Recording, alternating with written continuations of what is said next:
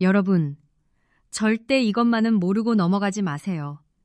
60세가 넘은 남성분들 가운데 80% 이상이 진료실에서조차 입 밖에 꺼내지 못하는 건강 문제가 하나 있습니다. 서울대병원 비뇨의학과 연구팀이 15년간 추적 조사한 결과입니다.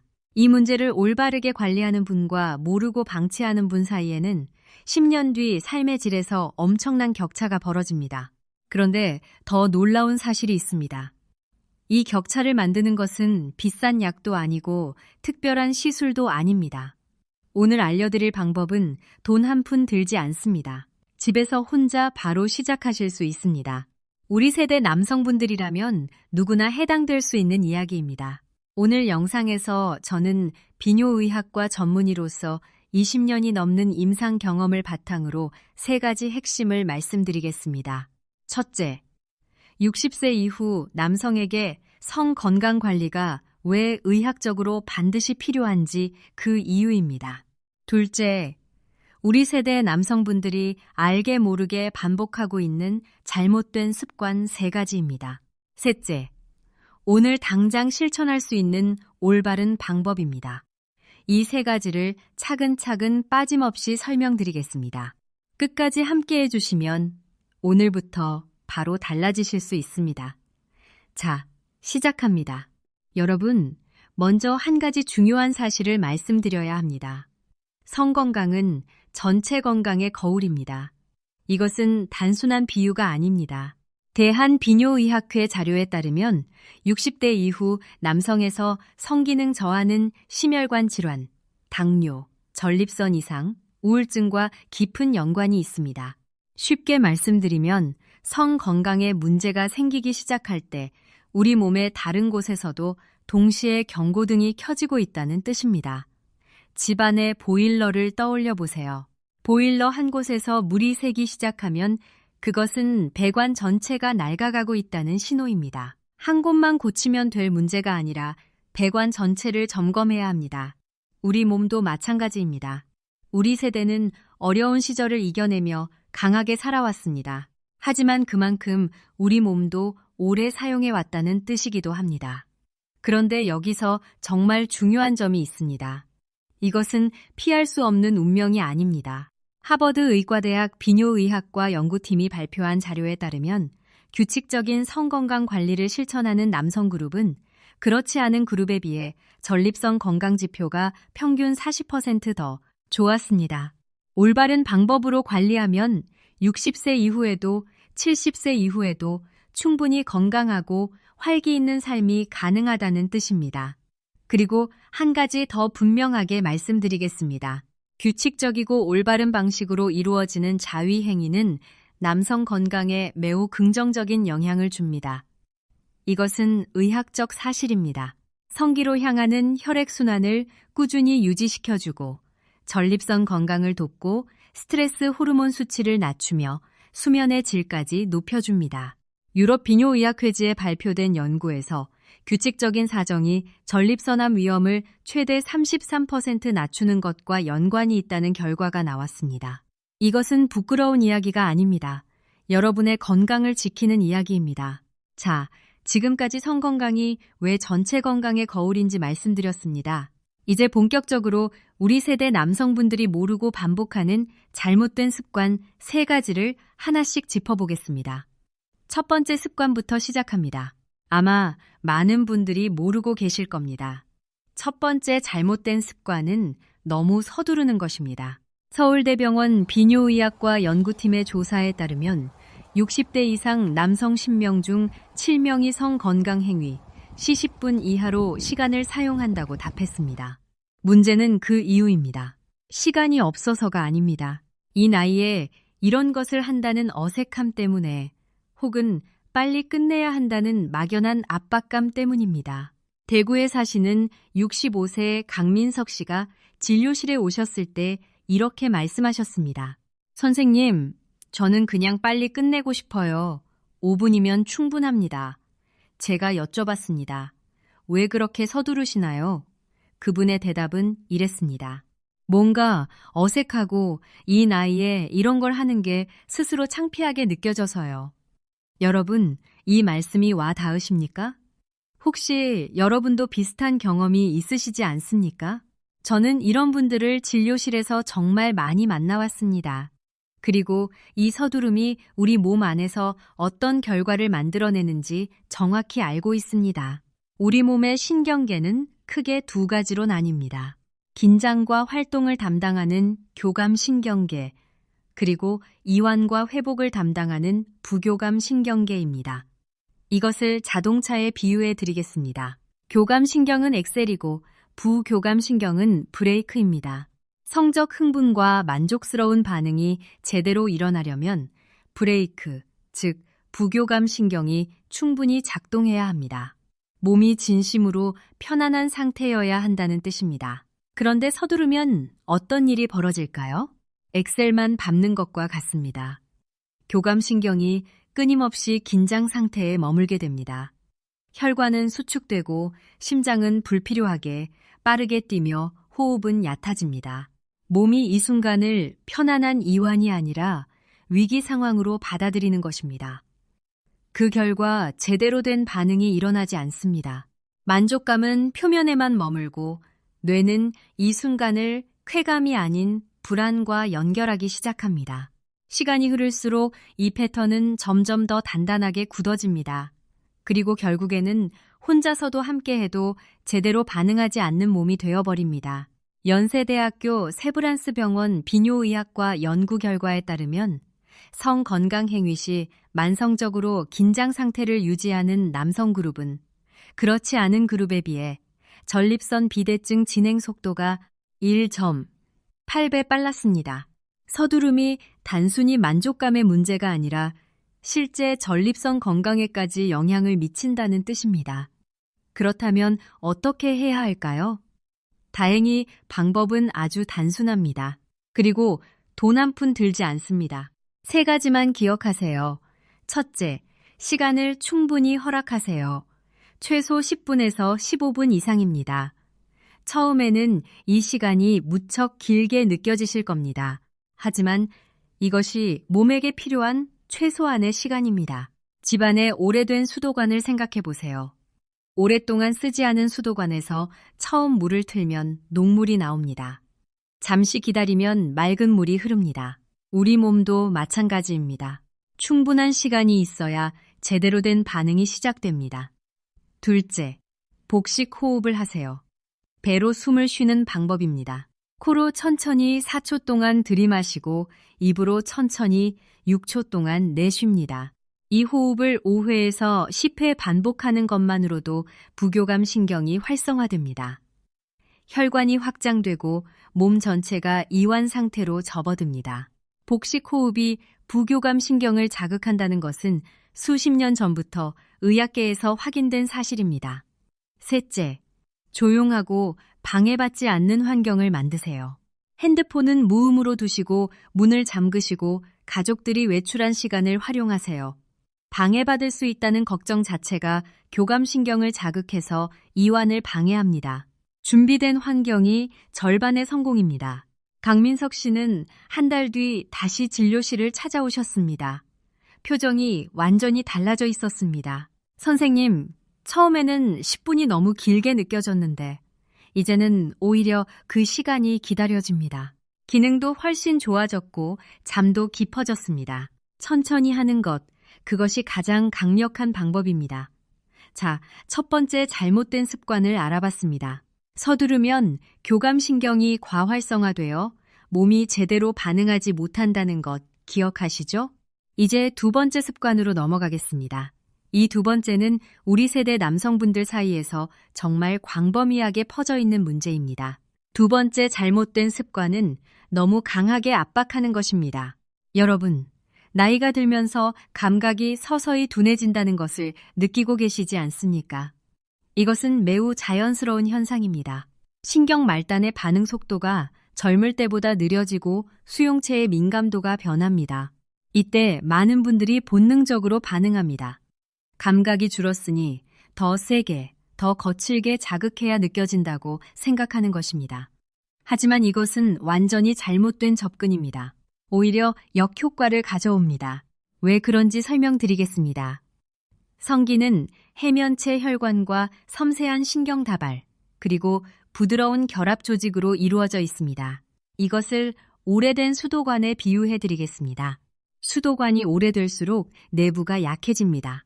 이때 수압을 더 세게 올리면 어떻게 될까요? 파이프가 더 빨리 손상됩니다. 우리 몸도 똑같습니다. 지속적이고 강한 압박은 이 섬세한 조직들의 반복적인 마찰과 미세한 손상을 일으킵니다. 처음에는 느껴지는 것 같아도 시간이 지날수록 신경이 손상되고 오히려 감각이 더욱 무뎌지는 악순환에 빠지게 됩니다. 대한비뇨의학회 임상 자료에 따르면 과도한 압박 방식을 오랫동안 사용한 남성 그룹에서 신경 감각 저하와 만성 마찰 손상이 그렇지 않은 그룹에 비해 2.3배 더 많이 관찰되었습니다. 더 심각한 문제가 있습니다. 오직 자신의 특정 압박 방식에서만 반응하게 되는 패턴이 만들어지기도 합니다. 뇌가 오직 그 자극만을 만족과 연결하도록 재설정되는 것입니다. 이렇게 되면 배우자와의 관계에서 몸이 반응하지 않게 됩니다. 부부 사이가 점점 멀어지고 오해가 쌓이게 됩니다. 이것은 단순한 신체 문제가 아니라 가정의 평화에까지 영향을 미치는 심각한 문제입니다. 부산에 사시는 72세 오태준 씨가 진료실에 오셨을 때 이렇게 말씀하셨습니다. 선생님, 아내와의 관계에서 아무것도 느껴지지 않아요. 상담을 이어가다 보니 30년이 넘는 세월 동안 극도로 강한 방식을 고수해 오신 것이었습니다. 이렇게 하지 않으면 아예 아무 감각도 없어요. 그 말씀을 듣는 제 마음도 무거웠습니다. 그렇다면 어떻게 바꿔야 할까요? 어렵지 않습니다. 3가지만 기억하세요. 첫째, 힘을 빼세요. 이것이 전부입니다. 강도가 아니라 섬세함으로 접근하는 것입니다. 집안의 고급 도자기를 다루듯이 섬세하게 다루세요. 도자기를 세게 잡으면 깨집니다. 살살 다루어야 합니다. 둘째, 무향의 수용성. 윤활제를 사용하세요. 마찰을 줄이는 것이 핵심입니다. 마찰이 줄면 신경 손상을 막을 수 있습니다. 약국에서 쉽게 구할 수 있는 수용성 제품이면 충분합니다. 향이 강한 제품은 피부 자극을 줄 수 있으므로 무향 제품을 선택하세요. 셋째, 결과보다 감각 그 자체에 집중하세요. 무엇을 해야 한다는 강박을 내려놓고 지금 이 순간 내 몸이 무엇을 느끼는지에만 집중하세요. 이것을 건강을 위한 마사지라고 생각하시면 됩니다. 혈액순환을 위한 치료적 행위로 바라보는 것입니다. 이렇게 생각의 틀을 바꾸면 접근 방식 자체가 달라집니다. 오태준 씨는 4개월 뒤 다시 진료실을 찾아오셨습니다. 선생님, 아내와 다시 가까워졌습니다.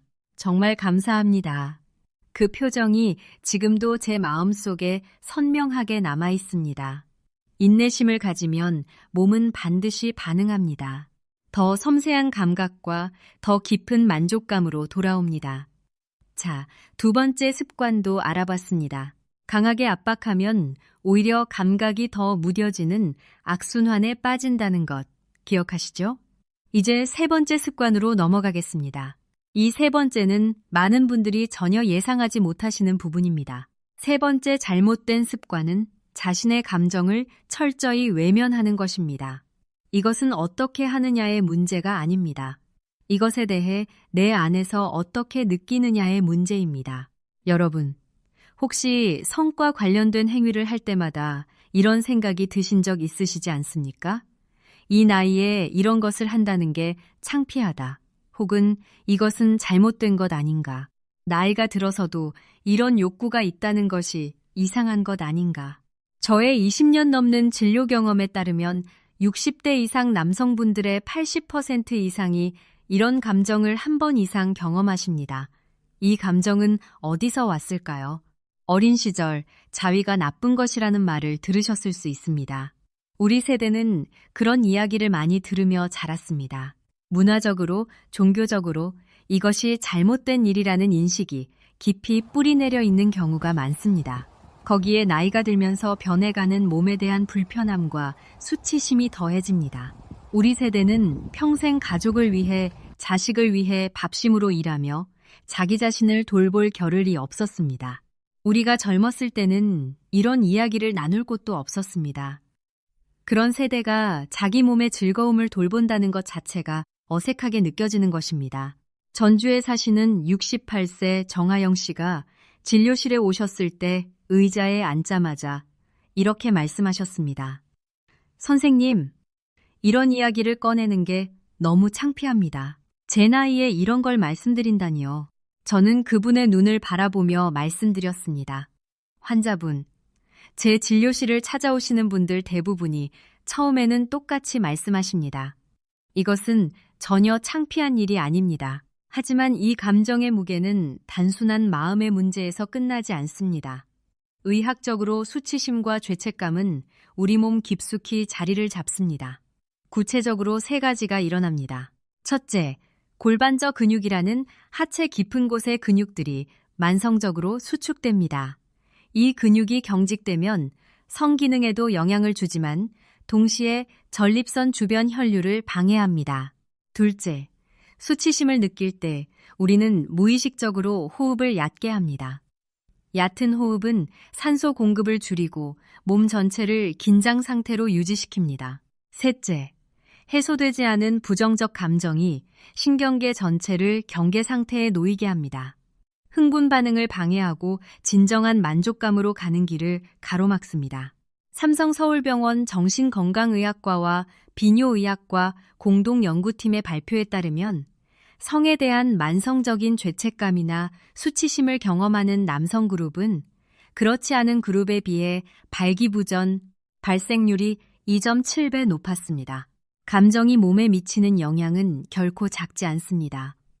그렇다면 이 감정의 무게를 어떻게 내려놓을 수 있을까요? 3가지 방법을 말씀드리겠습니다. 첫째, 인식의 전환입니다. 자기 자신을 돌보는 것은 부끄러운 일이 아닙니다. 여러분은 지금까지 가족을 위해, 자식을 위해 평생 희생해 오셨습니다. 이제는 여러분 자신을 돌볼 차례입니다. 건강한 성 건강관리는 이를 닦는 것과 같습니다. 위생과 건강을 위한 자연스러운 행위입니다.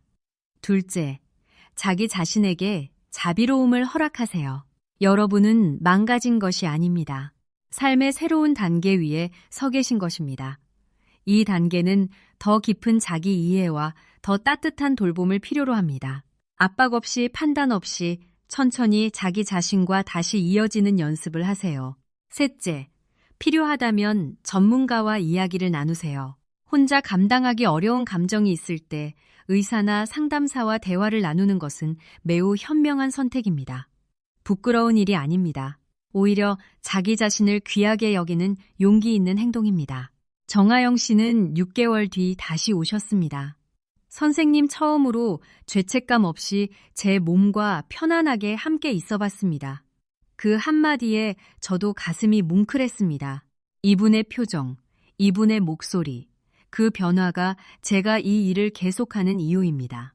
자, 지금까지 3가지 잘못된 습관을 모두 알아봤습니다. 서두르는 것, 너무 강하게 압박하는 것, 그리고 감정을 외면하는 것이었습니다. 이 3가지 기억하시죠? 이제 건강하고 올바른 루틴을 어떻게 만들어가야 하는지 구체적으로 말씀드리겠습니다. 제가 환자분들께 권하는 기본 원칙은 5가지입니다. 첫 번째 원칙, 위생을 철저히 지키세요. 손을 깨끗이 씻고 필요하다면 청결한 수건을 준비하세요. 감염과 염증을 예방하는 가장 기본적인 방법입니다. 돈 한 푼 들지 않습니다. 두 번째 원칙, 조용하고 편안한 환경을 만드세요. 핸드폰은 무음으로 두시고 문을 잠그시고 충분한 시간을 확보하세요. 앞에서 말씀드린 것처럼 준비된 환경이 절반의 성공입니다. 세 번째 원칙, 무향의 수용성 윤활제를 사용하세요. 피부 보호와 마찰 감소에 실질적인 도움이 됩니다. 약국에서 쉽게 구할 수 있습니다. 네 번째 원칙, 몸이 보내는 신호에 귀를 기울이세요. 이것이 가장 중요합니다. 통증이나 비정상적인 불편감이 느껴진다면 절대 그냥 넘기지 마세요. 이런 신호는 전립선 문제나 순환 장애의 경고일 수 있습니다. 수원에 사시는 73세 최병준 씨가 몇 달간 불편함을 느끼셨지만 나이 때문이겠거니 하고 넘기셨습니다. 검사를 해보니 전립선 비대증 초기 단계였고 다행히 조기에 발견하여 치료할 수 있었습니다. 나이 때문이겠거니 하고 넘기시면 안 됩니다.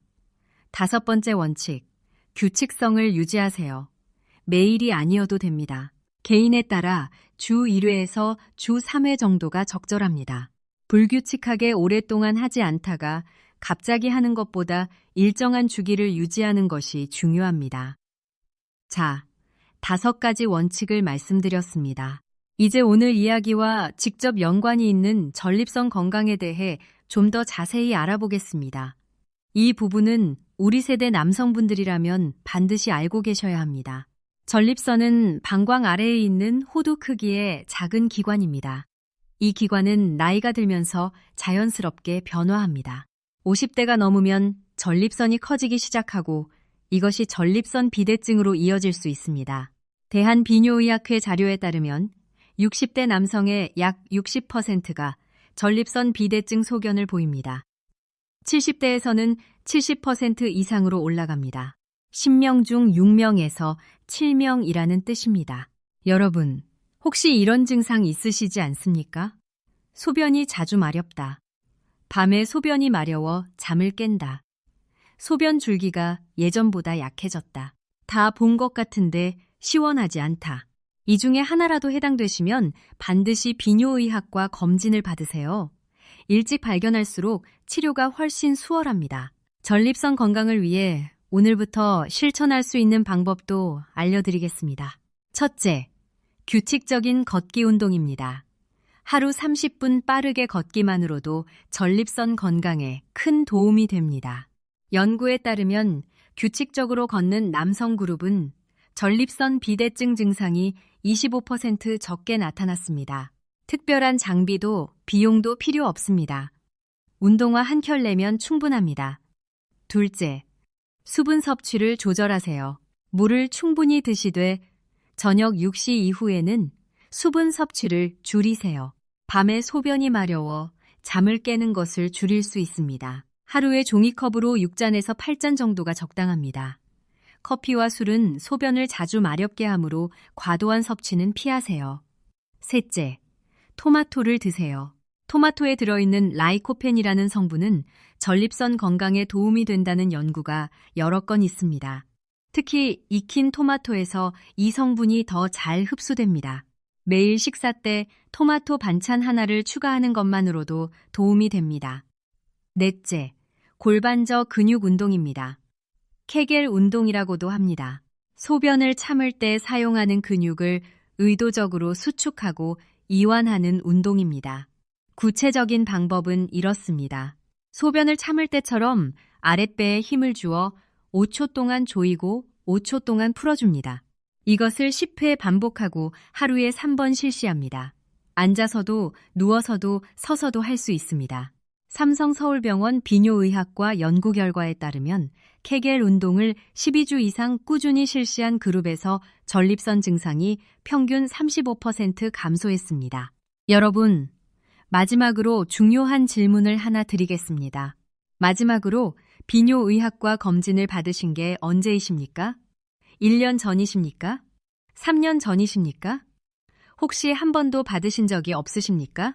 60세가 넘으셨다면 최소 1년에 한 번은 비뇨의학과에서 전립선 검사를 받으시기를 강력히 권합니다. 혈액 검사 하나로 전립선 비대증은 물론 전립선 암 조기 발견도 가능합니다. 전립선암은 조기에 발견하면 완치율이 95% 이상입니다. 하지만 늦게 발견할수록 치료가 어려워집니다. 국립암센터 자료에 따르면 한국 남성에서 전립선암은 매년 증가하고 있으며 특히 60대 이상에서 급증하고 있습니다. 정기검진이 생명을 구합니다. 우리 어르신분들, 손주들과 오래오래 함께 놀아주시려면 검진을 미루지 마세요. 손주 결혼식까지 건강하게 함께 하시려면 지금 당장 검진 예약을 잡으세요. 자, 이제 오늘 이야기를 마무리하겠습니다. 지금까지 함께 해주셔서 정말 감사합니다. 오늘 핵심을 다시 한번 정리해 드리겠습니다. 첫째, 서두르지 마세요. 최소 10분에서 15분의 시간을 허락하시고 복식 호흡으로 이완 상태를 만드세요. 부교감 신경이 활성화될 때 비로소 몸이 제대로 반응합니다. 둘째, 너무 강하게 압박하지 마세요. 힘을 빼고 윤활제를 사용하며 감각에 집중하세요. 신경 조직을 보호하고 재훈련하는 데는 시간이 걸리지만 반드시 달라집니다. 셋째, 감정을 외면하지 마세요. 자기 자신을 돌보는 것은 부끄러운 일이 아닙니다. 수치심이 몸에 미치는 영향은 생각보다 훨씬 크고 직접적입니다. 그리고 전립선 건강을 위해 매일 30분 걷기, 수분 조절, 토마토 섭취, 케겔 운동을 실천하시고 1년에 한 번은 반드시 검진을 받으세요. 여러분, 이 영상을 끝까지 보셨다는 것 자체가 여러분이 자신의 건강을 진지하게 생각하신다는 증거입니다. 우리 세대는 어려운 시절을 견디며 가족을 위해 평생 희생해 왔습니다. 그동안 정말 고생 많으셨습니다. 이제는 우리 자신을 돌볼 차례입니다.